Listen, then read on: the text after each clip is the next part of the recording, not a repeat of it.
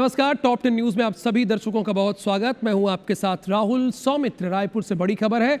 14 मार्च को आयोजित हुई 12वीं बोर्ड की हिंदी परीक्षा रद्द कर दी गई है। माध्यमिक शिक्षा मंडल ने आदेश जारी किया है। नई परीक्षा तिथि घोषित कर दी गई है। 10 अप्रैल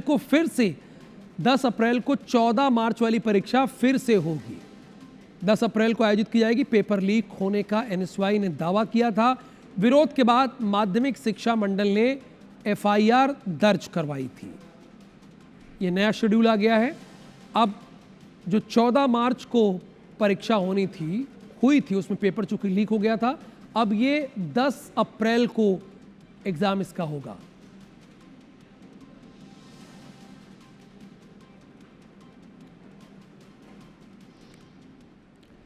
अंबिकापुर के संजय पार्क में 15 हिरणों की मौत ने पूरे प्रदेश में हड़कंप मचा दिया है। वन विभाग ने इसे कुत्तों का हमला बताया, लेकिन कई सवाल अब भी खड़े हैं।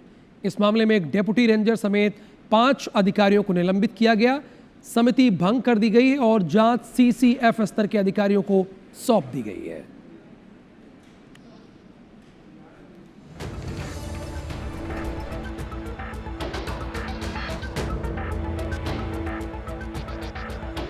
सुरक्षा कारणों से हम मरे हुए हिरणों की तस्वीरें नहीं दिखा सकते, लेकिन अंबिकापुर के संजय पार्क की लापरवाही जरूर दिखाएंगे, जहां 15 हिरणों की मौत ने वन विभाग की कार्य प्रणाली पर बड़े सवाल खड़े कर दिए हैं। मौत का कारण कुत्तों का हमला बताया गया है, लेकिन जिस तरह जल्दबाजी में शवों का अंतिम संस्कार किया गया, उस पर संदेह जताया जा रहा है। साल 2000 में शुरू हुआ संजय पार्क पहले रेस्क्यू सेंटर था, जहां घायल वन जीवों का इलाज कर उन्हें जंगल में छोड़ा जाता था। बाद में इसे उद्यान का रूप दे दिया गया। फिलहाल यहां करीब 94 जानवर हैं, जिनमें मोर, नीलगाय, बार्किंग डियर और चीतल शामिल है। ऐसे में वन्य जीव प्रेमी सुरक्षा व्यवस्था पर सवाल उठा रहे हैं। लेकिन यहाँ तो 3 या 4 कुत्ते, 15 हिरन और वो भी एक बाड़े के अंदर, तो ये थोड़ी बात शक के दायरे में घटनाक्रम को रखता है। पर एनीवे जो इसमें जांच कमेटी बनी है, अधिकारियों का कहना है कि जांच कमेटी जो बनी है, तो मेरा ये सोचना है कि जांच कमेटी यदि उसी विभाग की बनी है तो इसके बजाय इसको कोई निष्पक्ष कमेटी यदि इस घटनाक्रम पे जाए तो शायद तो कुछ बात निकल के भी आए। करीब 5 हेक्टेयर में फैले इस पार्क का संचालन 17 सदस्यीय समिति के जिम्मे था और हर साल लाखों रुपए खर्च होते हैं। इसके बावजूद इतनी बड़ी घटना ने लापरवाही को उजागर कर दिया है। वन विभाग ने तुरंत कार्रवाई करते हुए 5 कर्मचारियों को निलंबित और समिति को भंग कर दिया। अब मामले की जांच सीसीएफ और वाइल्ड लाइफ अधिकारियों को सौंपी गई है, जो अपनी रिपोर्ट चीफ वाइल्ड लाइफ को देंगे। घटना के बाद विभाग अब रेस्क्यू सेंटर के लिए विधिवत अनुमति लेने की बात कह रहा है। आवारा कुत्तों के एंट्री के बाद में जो हिरण की डेथ हुई थी, 15 हिरण की डेथ हुई थी, उसमें जिस कर्मचारी का उसमें भूमिका थी और समिति प्रबंधन की जिम्मेदारी थी, निलंबित किया गया है। और इसके साथ ही जो समिति थी जिनकी लापरवाही उसमें परिलक्षित हुई, वो समिति को भंग किया गया है। फिलहाल वन विभाग कुत्तों के हमले को वजह बताकर कार्रवाई कर रहा है, लेकिन कई गंभीर सवाल अब भी अनसुलझे हैं। जांच के बाद सच्चाई सामने आती है या नहीं, ये देखना अहम होगा। अभिषेक सोनी, IBC 24, सरगुजा। मध्य प्रदेश में इन दिनों गैंगस्टर नेटवर्क की धमकियां ने कानून व्यवस्था को नई चुनौती दी है। कुख्यात गैंगस्टर लॉरेंस बिश्नोई के नाम पर आ रहे धमकी भरे कॉल और वॉइस मैसेज से प्रदेश के कई शहरों में पुलिस परेशान है। महू, अशोकनगर, इंदौर, खरगोन, भोपाल में एक के बाद एक मामले सामने आने के बाद पुलिस अलर्ट मोड पर है और हर मामले की तफ्तीश साइबर सेल और तकनीक के जरिए की जा रही है।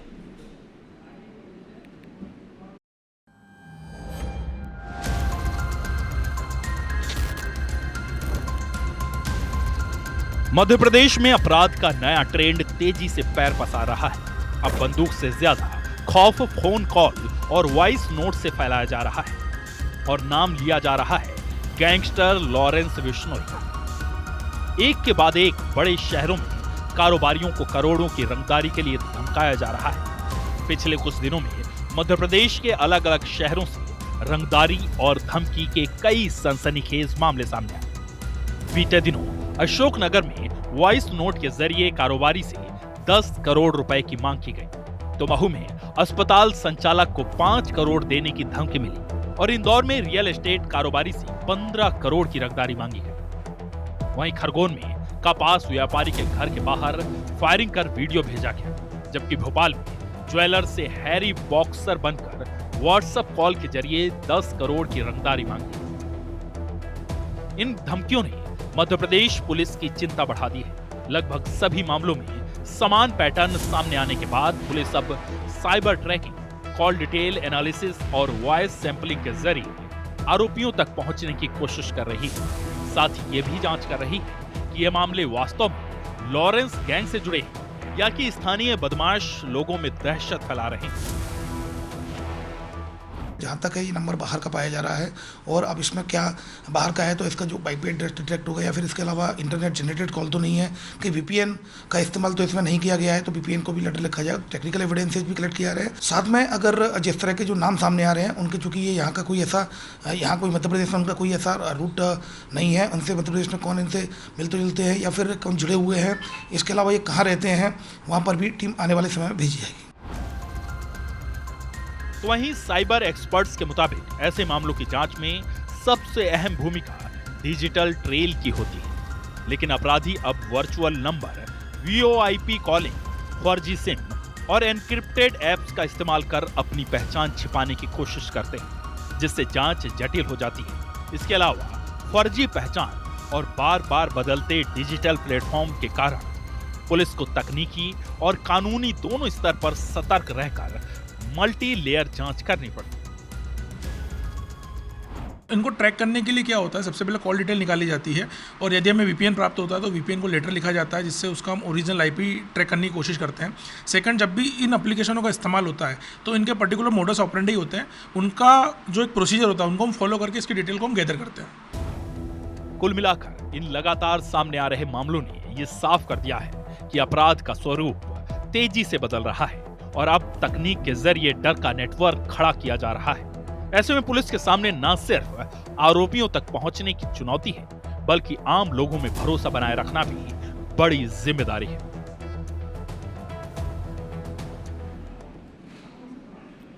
इधर रतलाम में जिला पंचायत अध्यक्ष अपने पति के साथ धरने पर बैठ गई हैं। लालाबाई अपने पति के साथ कलेक्ट्रेट में धरने पर बैठी हैं। कलेक्टर ने चूंकि मिलने का समय नहीं दिया, इसलिए जिला पंचायत अध्यक्ष नाराज हो गई और वो अपने पति के साथ धरने पर बैठ गई। ये आप देख सकते हैं, कलेक्ट्रेट में धरने पर बैठी है। कलेक्टर से नहीं मिलने दिया गया, समय नहीं दिया। तहसीलदार के आश्वासन के बाद जिला पंचायत अध्यक्ष मानी है।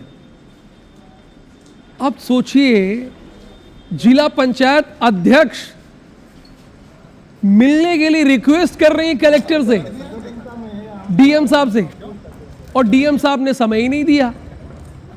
और तहसीलदार आश्वासन दे रहा है कि डोंट वरी, हम आपकी मुलाकात करवा देंगे कलेक्टर से। यानी जनप्रतिनिधियों का ये सम्मान है, ये सम्मान है जनप्रतिनिधियों का कि कलेक्टर उन्हें टाइम तक नहीं दे रहे हैं। और तहसीलदार आते हैं, कहते हैं कि हम आपको आश्वस्त करते हैं कि हम आपको मिलवा देंगे। ये रतलाम की खबर है। जिला पंचायत अध्यक्ष अपने पति के साथ धरने पर बैठी हैं। लालाबाई अपने पति के साथ कलेक्ट्रेट पे बैठी हैं और क्या चाहती हैं, समय चाहती हैं कि कलेक्टर साहब मिल लें इनसे, बट कलेक्टर साहब के पास तो समय ही नहीं है। उन्होंने कहा नहीं, फिर नाराज होकर जिला पंचायत अध्यक्ष बैठ गई धरने पर।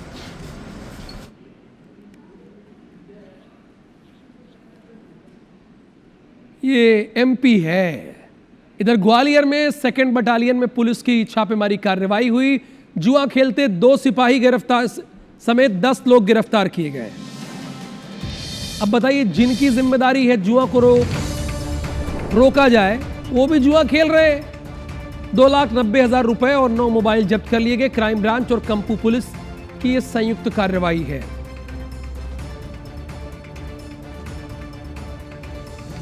दो पुलिस वाले भी हैं, इसमें ध्यान दीजिएगा।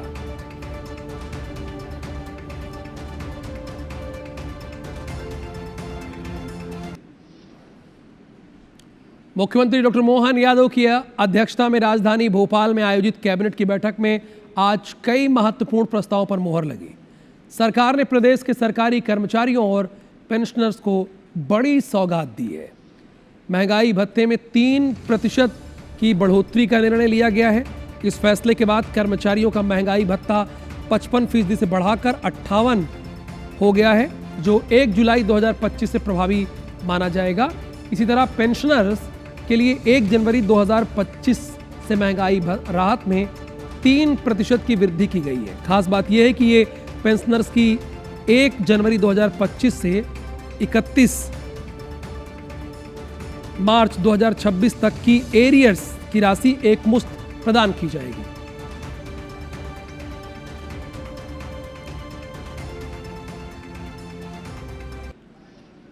भोपाल में सीएम डॉक्टर मोहन यादव से ज्योतिरादित्य सिंधिया ने मुलाकात की है। केंद्रीय मंत्री ज्योतिरादित्य सिंधिया ने सीएम हाउस में मुलाकात की है।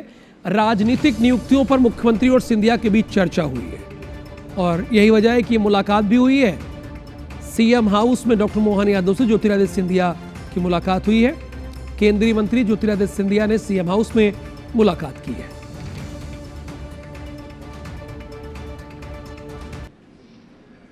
रायगढ़ में अफीम की खेती के मामले सामने आने के बाद जिला प्रशासन अलर्ट मोड पर आ गया है। जिले के सभी ब्लॉकों में अब जिला प्रशासन ने ड्रोन सर्वे शुरू किया है।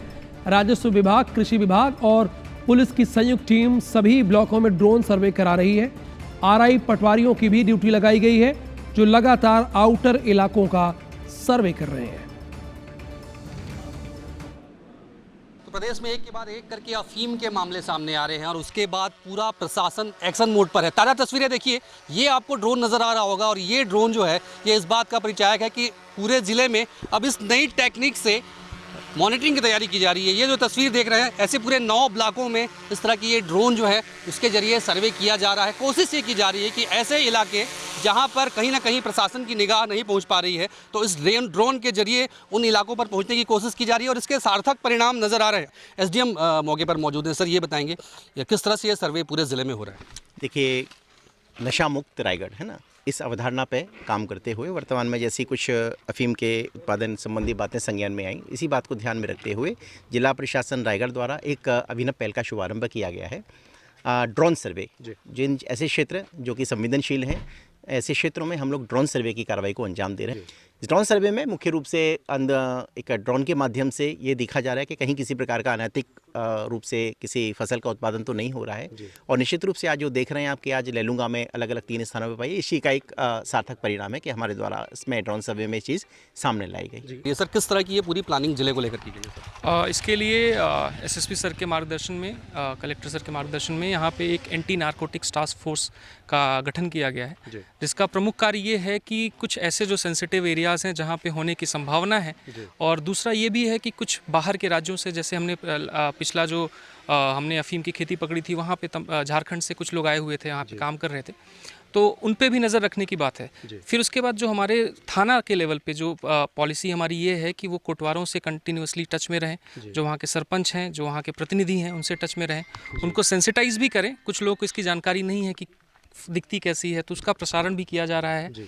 और दूसरा, जहाँ तक बात है कि इसकी सप्लाई कहाँ करेंगे, तो एंड टू एंड इन्वेस्टिगेशन का जो हिस्सा है उसमें हमारा रहेगा कि भाई ये अगर एक लार्जर कहीं सप्लाई का पार्ट तो नहीं है, तो उसमें भी हम उस सिलसिले में भी काम करते हैं। अफीम कहीं ना कहीं एक नया पदार्थ है जो खास तौर पर ग्रामीण इलाके के लोग नहीं पहचान पाते हैं, तो पुलिस की ये कोशिश है कि उसकी पहचान जो है लोग कर सकें, उनके पौधों की पहचान लोग कर सकें। तो लगातार लोगों को अलर्ट किया जा रहा है कि ऐसी किसी तरह की कोई गतिविधि मिलती है तो उसकी जानकारी जो है फ़ौरन पुलिस को दें। कोटवारों को अलर्ट किया गया और ये जो टेक्निक आपने देखी कि ड्रोन के जरिए लगातार पुलिस जो है इस तरह से सर्वे कर जिले पर नियंत्रण करने का दावा कर रही है। कैमरामैन जितेंद्र सोनी के साथ अविनाश पाठक, i24। छत्तीसगढ़ के लैलूंगा ब्लॉक के घटगांव में 3 किसानों के खेतों में अफीम की फसल पाई गई। साधुराम नागवंशी के 10 डिसमिल, जगतराम 2 डिसमिल और अभिमन्यु नाग के 15 डिसमिल खेतों में अफीम उगाई गई थी। एक के बाद एक मिल रही अफीम की खेती को लेकर सियासत गरमाई हुई है। कांग्रेस नेता धैर्येंद्र साहू का कहना है कि पुलिस, कृषि, राजस्व और बिजली विभाग की जानकारी के बिना इतनी बड़ी मात्रा में अफीम की खेती संभव नहीं है। इसे देखते हुए इन विभागों के अधिकारियों पर कार्रवाई की जानी चाहिए। वहीं पूर्व मंत्री शिव डहरिया ने कहा कि सरकार का किसी विभाग में कोई नियंत्रण नहीं है।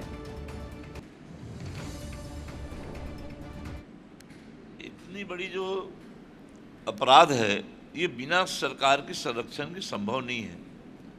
पुलिस की जांच के द्वारा या विभाग के जांच के द्वारा, सरकारी जांच के द्वारा एक भी रकबा पकड़ में नहीं आया है। लोगों के द्वारा जो जानकारी आ रही है उसके आधार पर ये पूरी तरह से सरकार की मिलीजुली है, सांठ-गांठ है और पूरा छत्तीसगढ़ को अपराध का गड़े लोग बनाने पर पूरी तरह से तुले हुए हैं। 4-5 जगह तो पकड़ में आ गए हैं। अब सरकार का अपने अधीनस्थों पे कहीं कोई नियंत्रण नहीं है। छत्तीसगढ़ में सरकार नाम की कोई चीज़ ही नहीं दिख रही है, इसलिए इस तरह की अव्यवस्था फैला हुआ है।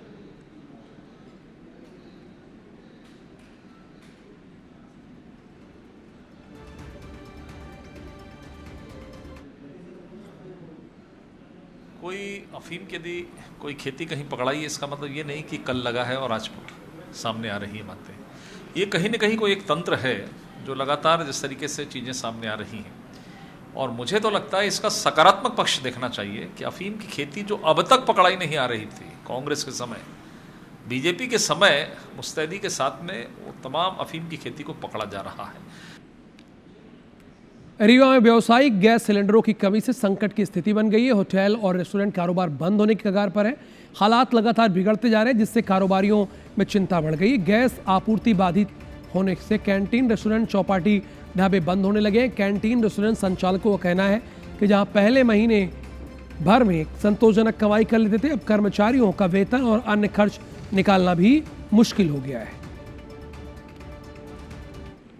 कमर्शियल एलपीजी का डिस्ट्रीब्यूशन भी निर्देश आ गए हैं। उनके भी जो विभिन्न कैटेगरीज हैं, चाहे वो हमारे विभिन्न शैक्षणिक संस्थान हैं, हॉस्पिटल्स हैं, हमारे जो रेलवे स्टेशन, बस स्टैंड, इनके आसपास के ठेले और अन्य रेस्टोरेंट हैं, इनको भी एक कैटेगरी और एक ग्रुप बनाया गया। उस अनुसार अब कमर्शियल एलपीजी भी देने के संबंध में निर्देश आ गए हैं।